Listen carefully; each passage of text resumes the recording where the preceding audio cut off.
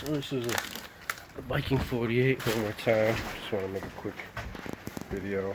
My battery died, so this is the ladder repairs.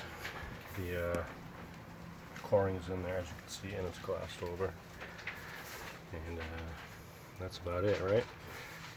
Figure that out with a grinder, some glue stuff like you see here, and then get some all grip on that after, right? So to go ahead and see that painting, you know, go ahead and subscribe, like this video if you want to. It's so nice out today.